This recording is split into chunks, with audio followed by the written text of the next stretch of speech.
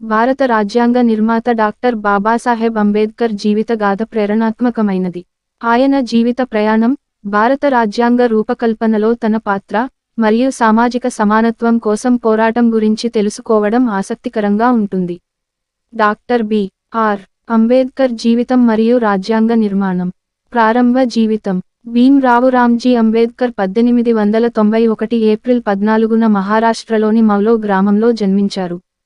తక్కువ వయస్సులోనే అణగారిన వర్గాలకు చెందిన వారిగా అసమానతను అనుభవించారు. చదువుపై ఉన్న ఆసక్తితో అమెరికాలోని కొలంబియా యూనివర్సిటీలో మరియు లండన్ స్కూల్ ఆఫ్ ఎకనామిక్స్లో ఉన్నత విద్య అభ్యసించారు. భారత రాజ్యాంగ రచన. 1947లో భారతదేశం స్వాతంత్ర్యం పొందిన తర్వాత రాజ్యాంగ సభ ఏర్పాటు చేయబడింది. అంబేద్కర్ను రాజ్యాంగ మండలి, డ్రాఫ్టింగ్ కమిటీ అధ్యక్షుడిగా నియమించారు. ఆయన ఆధ్వర్యంలో రాజ్యాంగ ముసాయిదా 1949 నవంబర్ 26న ఆమోదించబడింది. భారత రాజ్యాంగం 1950 జనవరి 26న అమలులోకి వచ్చింది.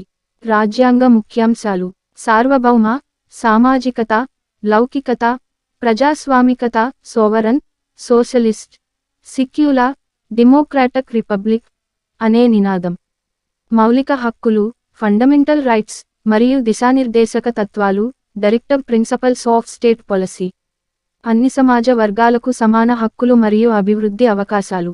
అహితకర ఆచారాల రద్దు, అన్టచబిలిటీ అబాలిషన్, మరియు న్యాయ సమత. అంబేద్కర్ కృషి మరియు వారసత్వం.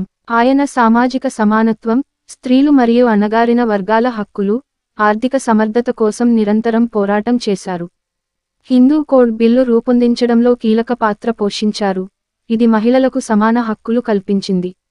1956లో బుద్ధ ధర్మాన్ని స్వీకరించి సమానత్వం, సహోదరత్వం కోసం మార్గదర్శకుడిగా నిలిచారు. 1956 డిసెంబర్ 6న మరణించారు, కానీ భారత రాజ్యాంగ పితామహుడు అనే హోదాతో చరిత్రలో చిరస్థాయిగా నిలిచారు. తుది శబ్దం. డాక్టర్ అంబేద్కర్ భారతదేశానికి ఇచ్చిన అమూల్యమైన బహుమతి రాజ్యాంగం మాత్రమే కాదు, సామాజిక న్యాయం, సమానత్వం, విద్యాభివృద్ధి వంటి విలువలు. ఆయన స్ఫూర్తితో భారతదేశం నేడు ప్రజాస్వామ్య దేశంగా అభివృద్ధి చెందుతోంది.